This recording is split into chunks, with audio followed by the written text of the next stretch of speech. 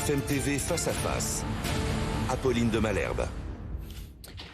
Il est 8h32 et vous êtes bien sur RMC et BFM TV. Bonjour Gérald Darmanin. Bonjour.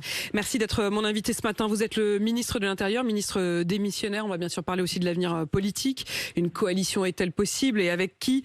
Mais d'abord, on l'a appris hier soir, un gendarme est mort à Mougins dans les Alpes-Maritimes, tué dans un refus d'obtempérer. Le chauffard a été interpellé cette nuit. Est-ce que vous pouvez nous en dire plus? Hier, il y a eu un contrôle de police avec la police municipale à l'entrée de l'autoroute A8. Effectivement, sur la commune de Mougins dans les Alpes-Maritimes, comme les gendarmes, les policiers en font énormément. Quelqu'un ne s'est pas arrêté, a foncé sur eux, manifestement.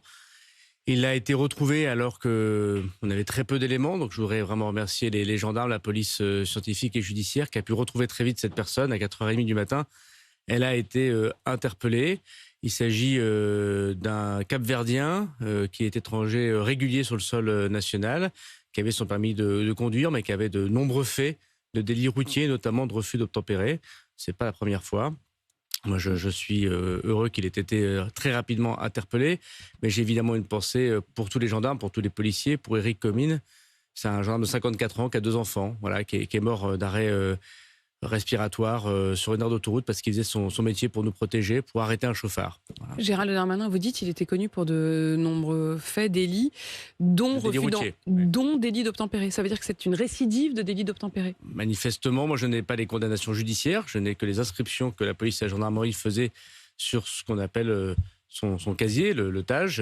Effectivement, à plusieurs reprises, depuis quelques années, il était un délinquant de la route. Les refus d'obtempérer, ils tuent. Ils ont tué hier soir. Ils ont tué parfois ceux qui refusent d'obtempérer. On pense évidemment à Naël. Ils tuent parfois aussi des passants qui se trouvent sur ces courses poursuites. Comment cesser ce que certains policiers appellent un véritable fléau? Il y en a 25 000 par an, en moyenne. Il y a eu des pics, jusqu'en 2021, c'était 27 000, 28 000. Ça a un tout petit peu baissé. On est autour de entre 20 000 et 23 000 les 3 dernières années, mais c'est effectivement très nombreux. C'est refus d'obtempérer en ce qu'on appelle des rodéos urbains, en voiture, en quad, en moto. Et je pense que le mieux pour les arrêter, c'est que les gens s'arrêtent quand la police et la gendarmerie leur demandent de s'arrêter. C'est un discours qu'on doit tous tenir. Quand un policier, un gendarme, un policier municipal vous dit de vous arrêter, vous devez vous arrêter. Et vous savez, sur ces 25 000 en moyenne refus d'obtempérer par an, ce qui fait effectivement beaucoup de mise en danger des autres, il y en a 5 000 qui touchent directement les policiers, les gendarmes, les citoyens qui passent sur le passage piéton à côté. Et il y a malheureusement beaucoup de morts. Vous savez, quand je suis devenu ministre de l'Intérieur, ça fait maintenant plus de 4 ans, l'un de mes premiers actes a été d'aller voir une famille, celle de Romain Boulange, un policier de Lille, qui est mort par un accident de la route mortel et qui est en fait, me semble-t-il, pour moi, un acte de crime. Parce que ce qui s'est passé hier, c'est pas un refus d'obtempérer classique. C'est pas simplement, j'ai pas voulu arrêter ma voiture. C'est un crime. Il a foncé délibérément sur le gendarme qui tentait de l'arrêter? Je n'étais pas là. La justice dira si c'est volontaire ou involontaire. En tout cas, c'est un acte criminel. C'est incontestable. Un père de famille est mort. Il avait l'uniforme de la République. On ne pouvait manifestement pas le louper. Il n'était pas en course-poursuite, ce gendarme. Il faisait ce que nous avons tous vu quand nous conduisons notre voiture, un contrôle routier dans une entrée d'autoroute avec la police municipale. Et quelqu'un a commis un acte criminel qui est de tuer ce gendarme. Gérald Darmanin, il était sur le chemin de la gendarmerie. Il envisageait de se rendre de lui-même? Manifestement, depuis 3h du matin, il y avait un encerclement du site puisqu'il avait été géolocalisé grâce à la téléphonie notamment. Il y avait des hélicoptères, d'ailleurs pour les habitants de ces communes qui quadrillaient avec une centaine de gendarmes le terrain, les communes aux alentours. Et manifestement, de ce que j'en comprends, il allait se rendre à la brigade de gendarmerie ou au commissariat de police. Ce que vous laissez entendre, c'est qu'il allait peut-être se rendre aussi parce qu'il se savait traqué et cerné. C'est à peu près certain. Gérald Darmanin, un mot encore de ces attaques qui sévissent. Il y a eu des attaques à Grenoble, il y a eu des attaques en centre-ville de Besançon, une fusillade en plein jour en centre-ville. Et puis il y a eu le retour du terrorisme, puisque c'est le parquet antiterroriste qui s'est chargé de l'affaire avec l'attaque de la synagogue de la Grande Motte. Est-ce qu'aujourd'hui vous en savez un peu plus sur les motivations et peut-être les complicités du terroriste? A-t-il agi seul? Alors, ce qui s'est passé à la Grande Motte, encore une fois, est évidemment ignoble. Et je voudrais répéter l'augmentation de 200% des actes antisémites depuis ce 1er janvier. C'est-à-dire que, on voit bien que nos compatriotes juifs subissent des actes répétés contre les personnes, contre les lieux de culte. D'ailleurs, je veux dire que je suis ministre de l'Intérieur, sans doute encore pour quelques jours, mais je vais avoir un œil tout particulier comme je l'ai toujours fait vendredi et samedi pour le Shabbat, et lundi pour la rentrée scolaire, notamment autour des écoles juives. Ils peuvent être assurés de la protection totale de la République. Ça veut dire, pardon, Gérald Darmanin, que vous anticipez une montée, voire même un passage à l'acte dans les jours qui viennent. Quand vous dites le Shabbat, c'est cette fin de semaine. Quand vous dites la rentrée des classes, c'est lundi. On sait que depuis l'attaque de la synagogue, il y a également un homme qui a été interpellé avec un couteau qui menaçait une femme juive, qui avait planté un couteau vraisemblablement devant un magasin kasher. Et c'est manifestement quotidien. Je pense qu'il faut être aveugle pour ne pas le voir. Cette arrestation, c'était hier dans le Val-de-Marne, de cet homme avec son couteau. Avec le président du CRIF ou du consistoire, malheureusement, nous nous retrouvons souvent devant des synagogues brûlées, je pense à celle de Rouen, il n'y a pas si longtemps que ça, devant des attaques contre des rabbins, c'était par exemple à Levallois-Perret, il n'y a pas si longtemps que ça, et devant des écoles juives qui ont besoin de sécuriser. Il y a des enfants qui, vous le savez bien, sortent du système scolaire classique pour aller dans des écoles plus sécurisées. Les écoles juives elles-mêmes ont besoin d'être sécurisées. Les policiers et les gendarmes sont tous les jours devant les écoles confessionnelles, devant les synagogues, dans les rues qu'on pourrait qualifier de communautaires, où il y a des quartiers communautaires, des commerces communautaires pour protéger nos compatriotes juifs, mais c'est évident. Et ne pas voir cet antisémitisme qui est à la fois nourri par la haine d'Israël et la haine du juif tout simplement, qui touche toute l'Europe, bien évidemment, mais qui nous touche évidemment nous, qui avons la première communauté juive d'Europe, c'est évidemment être aveugle. Donc cet acte terroriste... Le profil de cet homme qui s'était drapé dans un drapeau palestinien, qui s'était couvert la tête d'un kéfier. Aujourd'hui, il est en garde à vue à la DGSI. Effectivement, les magistrats antiterroristes, entre guillemets, l'interrogent et voient avec les services spécialisés quelles ont été ses complicités éventuelles. Mais il est certain que c'est incontestablement sa haine d'Israël qui l'a poussé à cela. Il avait une activité assez soutenue sur les réseaux sociaux et je crois qu'il a été encouragé par ce que d'autres appellent le djihadisme d'atmosphère pour ce qui concerne l'islamisme radical, mais il y a une haine d'Israël d'atmosphère incontestable qui est portée par certains discours politiques notamment.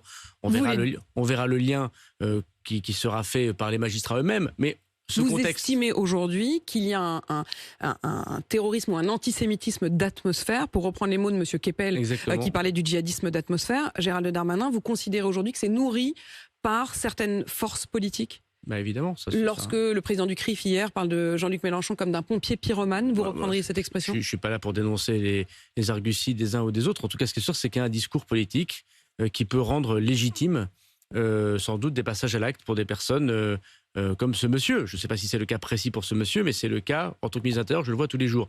Les propos de Mme Hassan, les propos d'un certain dirigeant politique, malheureusement, poussent sans doute des personnes à faire ce genre d'acte ignoble. Mais vous savez ce qui a été terrible dans la Grande Motte ? Bien sûr, le lieu est un lieu sacré, celui de la synagogue, comme celui d'une mosquée ou d'une église, mais c'est que le rabbin était attendu avec une hache. Ça aurait pu être un drame absolument ignoble, ce qui se passait à la Grande Motte si les gendarmes n'étaient pas arrivés très vite.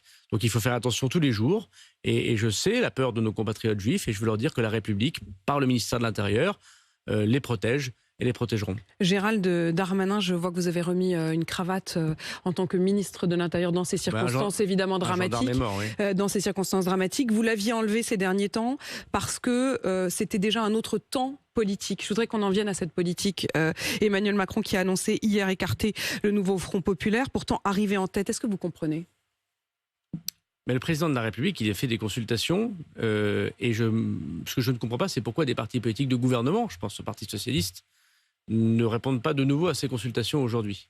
Ils ont annoncé leur refus d'y aller. Olivier Faure, le patron du Parti socialiste, refuse, je cite, d'être complice d'une parodie de démocratie. Lucie Castet appelle les gens à se mobiliser face à ce déni de démocratie. Madame Castet, avec tout le respect qu'on lui doit, elle ne s'est pas présentée aux élections législatives. Elle n'a pas été élue députée, elle s'est même pas présentée au suffrage des électeurs. Le Front populaire n'a pas présenté Mme Castet avant de se présenter dans les électeurs comme étant la future première ministre. Et d'ailleurs, la Constitution de la Ve République, depuis 1958, prévoit que c'est le président de la République qui nomme le Premier ministre. Ce ne sont pas les partis politiques qui décident comme ça de dire qui est le Premier ministre. Personne n'a gagné ces élections législatives. le camp Enfin, présidentiel. il y en a un qui est arrivé en tête quand même. Non, Personne n'a gagné, non, mais enfin, il y a un numéro 1. Non, attendez, arrivé en tête au premier tour, c'était le Front National. Il ne faut pas l'oublier, 11 millions Oui, de mais voix. ça se joue au deuxième tour quand même, les élections, Non, mais Gérald attendez. Darmanin. Il y a eu 11 millions de voix qui ont voté pour le Front National. Moi, je ne veux pas les mépriser, les électeurs du Front National. Ils disent tous quelque chose de notre incapacité, de nos difficultés et de notre défaite. Il y a eu des désistements entre les deux tours. J'ai moi-même dit d'ailleurs que je n'étais pas très favorable à cette politique de désistement, mais dont acte ça a été fait. Des gens se sont désistés. Et on n'a pas voté forcément pour avoir Mme Lucie Castet Premier ministre. Il faut que chacun reste raisonnable, peu prétentieux et sans doute un peu modeste devant les électeurs. Tout de même. Nous avons des consultations. Qu'a dit le président de la République cet été? Il faut que les partis politiques, les groupes politiques se parlent. Manifestement, ils ne se sont pas beaucoup parlé. Ils n'ont pas beaucoup trouvé ensemble une solution. Qu'a dit le nouveau Front populaire au président de la République qui les a reçus? C'est tout notre programme, rien que notre programme. Il n'y a pas de majorité pour ça. Il n'y en a pas, indépendamment de ce qu'on pense du programme du Front populaire, et j'en pense le mais plus grand mal. Mais est-ce qu'il ne fallait pas les laisser au moins le tenter? Ils disent, mais laissez-nous notre chance, nous sommes arrivés en tête. On verra bien si ensuite il faut discuter, trouver d'autres majorités, une fois qu'on est dans la place. Les institutions de la République, c'est pas un jeu. Tous les partis politiques qui n'appartenaient pas au nouveau Front populaire, qui représentent à peu près 350 députés, largement plus de la moitié de l'hémicycle, ont dit qu'ils censuraient le jour même de la nomination du gouvernement. Ouais, enfin, vous dites que c'est pas un jeu, mais on est bien d'accord. L'argument d'Emmanuel Macron aujourd'hui, c'est la question de la stabilité. Je cite, stabilité institutionnelle. Mais si vous voulez la stabilité institutionnelle, il fallait pas dissoudre. Le gouvernement du nouveau Front populaire n'a aucune chance de prospérer plus d'une journée. Tout le monde l'a dit à la sortie de l'Élysée. Il faut donc raison garder. Le président de la République n'a pas écarté les socialistes ou les communistes des responsabilités politiques. Il a écarté, et fort heureusement, la France insoumise, qui est un parti dangereux, chacun le voit, à la fois pour des questions d'antisémitisme ou de respect des forces de l'ordre. Je pense que c'est le minimum qu'on doit attendre, me semble-t-il, d'un parti de gouvernement, c'est de ne pas de s'allier avec la France insoumise.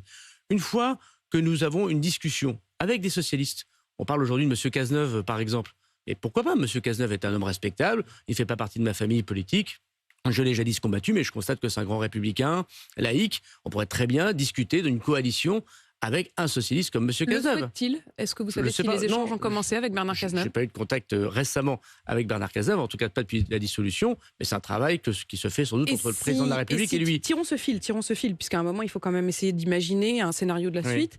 Gérald Darmanin. Donc le président de la République n'écarte pas les socialistes, vous avez bien compris. Bernard Cazeneuve, il écarte le nouveau Front populaire qui n'a pas de majorité. Vous pourriez rester quelque temps dans ce gouvernement. D'ailleurs, c'était votre prédécesseur à Beauvau. D'abord, moi j'ai beaucoup de respect pour Bernard Cazeneuve, qui est un grand républicain une nouvelle fois et qui est un grand ministre de l'Intérieur, qui respecte les forces de l'ordre. Mais c'est pas moi qui décide les membres du gouvernement, c'est le Premier ministre qui le propose au président. On n'en est pas du tout là. Moi, je fais mon travail pour aujourd'hui, et je crois que vous avez vu que l'actualité est au rendez-vous, pour être au rendez-vous de la sécurité des Français. Mais l'exemple que je vous donne, c'est que le président de la République, il n'écarte pas le fait que quelqu'un d'autre que sa famille politique préside aux destinées du gouvernement, même si c'est un socialiste. Ou si c'est Xavier Bertrand pour le côté de la droite. Pourquoi pas ou si c'est Xavier Bertrand, vous diriez la même chose que vous disiez à l'instant sur Bernard Cazeneuve? Mais que fait le président de la République? Il essaye, dans un contexte où personne n'a gagné ses élections, où personne n'a de majorité, alors que la Ve République, c'est le fait majoritaire. C'est la première fois qu'il n'y a pas de fait majoritaire à ce point. De trouver non pas une majorité pour, mais qu'il n'y ait pas de majorité contre, pour que nous ayons un budget, pour que les fonctionnaires soient payés, pour que la voix de la République soit portée à l'extérieur. Il y a des grands sujets la rentrée scolaire, le soutien que nous devons à nos forces de l'ordre, l'hôpital public, l'aide évidemment à tous nos concitoyens qui sont en difficulté. Personne n'accepterait que nous ne puissions pas payer les fonctionnaires, que l'hôpital public ne fonctionne pas et que la voix de la France ne soit pas entendue. Vous avez été ministre des Comptes publics, Gérald Darmanin. Oui. Vous êtes aujourd'hui ministre de l'Intérieur. Est-ce que s'il n'y a pas de budget, est-ce que si cette situation d'incertitude perdure, les fonctionnaires, les policiers seront payés? Eh bien, il faut que nous ayons un gouvernement d'ici la fin du mois, très certainement, puisque le 1er octobre, le Parlement se réunit et commence à étudier le budget. Le Parlement modifiera le budget proposé par le gouvernement, bien évidemment, c'est la loi démocratique. Et il faut qu'avant le 31 décembre, nous ayons un budget. Si nous n'avons pas de budget, si le gouvernement tombe comme ça aurait été le cas si Mme Castet avait été nommée Première ministre, puisque dès le lendemain, ce gouvernement aurait été nul et non avenu, et nous sommes rentrés dans une crise institutionnelle, c'est ce qu'a dit le président de la République. Effectivement, le danger est grave que la France se fasse attaquer sur les marchés financiers. Mais on n'est pas déjà et le dans danger, une crise institutionnelle. Enfin, c'est quand même étrange. Mais crise institutionnelle, pour l'instant... Provoquée par qui? Pardon, mais les Jeux Olympiques se sont déroulés, on a pu accueillir le monde sans aucun problème. Tout à fait. Nous avons tous passé, pour ceux qui ont pu en prendre, quelques vacances en toute sécurité. Les gens qui ont pu être soignés ont été soignés. La rentrée scolaire se passera. Nous accueillons les Jeux paralympiques désormais. Donc ça peut durer. Non mais aujourd'hui, il n'y a pas d'instabilité institutionnelle. L'instabilité institutionnelle, si les gouvernements ne peuvent pas passer plus d'une journée en responsabilité. Madame Castet n'avait aucune chance. C'est pas le président de la République qui l'a décidé ainsi. Ce sont les autres forces politiques qui représentent une majorité contre eux, qui lui ont dit à l'Assemblée, à l'Élysée. Il les a reçus, il a pris son temps, il les reçoit à nouveau. Mais maintenant, on sait que le Parti socialiste dit non, on sait que le Parti communiste dit non, on sait qu'Europe Écologie disent non. Tout le monde Ils ont dit non ce matin. Vous êtes bien d'accord que tout le monde n'est pas totalement d'accord au Parti socialiste. Il y a la position de M. Faure. Il y a celle de M. Glucksmann. Je la trouve assez irrespectueuse des institutions, parce que je pense que quand le président de la République propose des consultations, la moindre des choses, c'est d'y aller, quitte à dire qu'on n'est pas d'accord, évidemment. Voilà, je ne comprends pas la position d'un grand parti de gouvernement comme le Parti socialiste. Il y a plein d'élus, encore ce matin en lisant rapidement le journal, de grands élus socialistes qui disent c'est pas tout à fait normal cette position. Est-ce que vous espérez donc qu'une partie du Parti socialiste éventuellement rejoigne cette proposition de coalition? Mais je pense que ce serait une bonne chose. Nous sommes mis d'accord pour lutter contre le Rassemblement national. On a été d'accord sur l'essentiel. Bon, pourquoi aujourd'hui on ne serait pas d'accord, alors qu'il faudrait sans doute affirmer la laïcité, soutenir nos forces de l'ordre, soutenir notre économie, redonner du pouvoir d'achat à nos concitoyens? On est contre le fait que la Russie gagne la guerre en Ukraine et on est pour la paix au Proche-Orient. On pourrait se mettre d'accord sur un minimum. C'est ça une coalition. C'est pas parfait, c'est pas tout à fait ce que nous pensons chacun d'entre nous, mais ça permet à la France de fonctionner. C'est ce qu'ont voulu les Français, en finalement ne donnant le pouvoir ni à M. Mélenchon ni à Mme Le Pen. Pourquoi aujourd'hui M. Faure préfère l'alliance avec M. Mélenchon que l'alliance avec les partis de gouvernement de l'ex-majorité? Il y a quelque chose qui ne va pas. Donc aujourd'hui, le président de la République est dans sa responsabilité de pouvoir trouver une première ministre qui pourra ne pas avoir immédiatement une majorité contre lui. À cela, je le disais, ils ont non seulement répondu non, mais ils passent même à l'attaque en quelque sorte, avec une menace de destitution qui est lancée par la France insoumise et un appel à la grande mobilisation. Ça, c'est ce que Fabien Roussel a immédiatement lancé hier soir. Mais ils ne sont pas d'accord entre eux. J'ai entendu ce matin M. Faure lui-même dire qu'il n'était toujours pas d'accord avec la proposition de destitution de M. Mélenchon. Bon, d'abord, cette alliance de bric et de broc, finalement... Mais bon, elle tient cette alliance. Elle ne tient rien du tout. Ils ne se sont pas mis d'accord pour pouvoir ouvrir un minimum leur projet, leur gouvernement, pour tenir une coalition qui aurait une majorité à l'Assemblée nationale. Ça n'a pas de sens. Et j'ai beaucoup de respect pour M. Roussel. Mais M. Roussel lui-même sait bien qu'il ne peut pas, puisque lui-même ne parle plus à M. Mélenchon, gouverner avec M. Mélenchon. D'ailleurs, ce qui se pose aujourd'hui comme question, c'est est-ce qu'on est d'accord pour se retrouver sur l'essentiel pour éviter que notre pays aille justement dans une instabilité qui lui coûterait extrêmement cher. Il n'est pas raisonnable, me semble-t-il, de vouloir absolument exiger le pouvoir quand on n'a pas les moyens d'appliquer le programme pour lequel on n'a pas de majorité. Quel sera votre rôle à vous, Gérald Darmanin? Qu'est-ce que vous demandez, y compris à la famille dont vous venez, la famille de la droite? Moi, je pense qu'il faut que chacun soit raisonnable. On peut se mettre d'accord sur un certain nombre de sujets pour faire avancer notre pays. On sait qu'ils sont urgents. On n'est pas d'accord sur tout. Je pense qu'un grand acte de décentralisation est nécessaire. Il est évident qu'il nous faut un budget qui nous permette de continuer à soutenir ce qu'on appelle l'État régalien, la justice, la police, et puis, me semble-t-il, l'éducation nationale, qui a besoin de moyens très importants pour nos enfants. Je pense qu'il y a des réformes qu'il faut que nous portions, incontestablement. Quelle serait votre priorité? Logement. Moi, je vois à Tourcoing, il y a 6000 demandes de logements en attente. Voilà une difficulté pour laquelle nous n'avons pas su être forcément au rendez-vous. Il y a plein de gens qui attendent pour être logés, qui attendent de pouvoir fonder une famille dans un logement. C'est tout ce que le logement, c'est 40-50% parfois de votre salaire qui y passe. Au lieu d'augmenter le pouvoir d'achat immédiatement par du numéraire, il faut peut-être penser aux dépenses contraintes, comme le logement par exemple. Il y a évidemment un sujet de soutien à l'Ukraine. Et vous y croyez? Vous pensez que cette coalition peut dans les jours qui viennent, ça peut durer combien de temps? Ah ben ça, je pense que ça dépend du pragmatisme des femmes et des hommes politiques et de leurs responsabilités. Vous savez, par exemple, cette question du logement. Bon, moi, j'étais un maire de droite à Tourcoing, mais je pense qu'il y a plein de maires de gauche qui sont absolument d'accord avec moi. Je pense que le maire de Rouen, la maire de Nantes, le maire de Marseille, peut-être même la maire de Paris, on a eu des problèmes de maire. On est capable de se mettre d'accord pour dire qu'il faut construire davantage. Ce que vous arrivez parfois à faire d'ailleurs dans les municipalités, des alliances de circonstances. Vous pourriez le faire. Mais j'ai porté personnellement plusieurs lois à l'Assemblée nationale et au Sénat. Je mets la loi immigration de côté qui était plus clivante, mais toutes les lois que j'ai portées pour le ministère de l'Intérieur ont été votées par la gauche. J'ai réussi à donner des moyens supplémentaires à la police et à la gendarmerie à la demande du président de la République avec les voix du Parti socialiste. Nous avons voté des lois qui nous ont aidés, me semble-t-il, à organiser ces Jeux Olympiques avec les voix du Parti socialiste. J'ai organisé à Paris les Jeux Olympiques avec le maire de Paris sous l'autorité du président de la République. Et une dernière question là-dessus, justement. Avec la maire de Paris socialiste, on y arrive. On n'est pas d'accord sur tout avec Anne Hidalgo. Moi, je ne suis pas devenu socialiste, mais sur l'essentiel, quand l'essentiel est en jeu, comme De Gaulle en 58, on peut se mettre d'accord, me semble-t-il. Et dans ce contexte, les Jeux paralympiques commencent demain. Est-ce qu'il y a encore un pilote dans l'avion? Est-ce que vous êtes confiant sur la sécurité de cet événement? Oui, je suis confiant, comme on l'a été pendant les Jeux olympiques, même si la menace terroriste est importante. Regardez ce qui s'est passé en Allemagne, regardez ce qui nous est arrivé à la Grande Motte. Donc il y a 25 000 policiers et gendarmes mobilisés tous les jours, 10 000 agents de sécurité privée, 8 000 militaires de sentinelle. De nouveau, la sécurité sera extrêmement présente sans être oppressante. Je pense que ça a été la grande réussite des Jeux olympiques de Paris. Mais il faut être très attentif. Et pendant une grosse dizaine de jours, nous serons extrêmement attentifs à Paris, en Ile-de-France et ailleurs. Et donc, ce n'est pas le moment de l'instabilité? Aujourd'hui, il y a des grands préfets, il y a des grands directeurs généraux.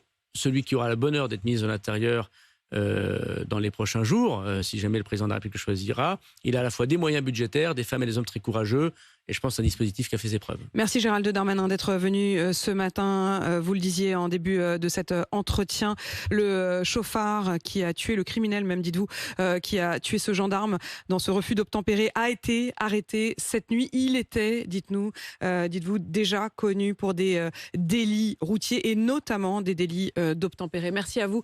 Il est 8h52 sur RMC BFM TV.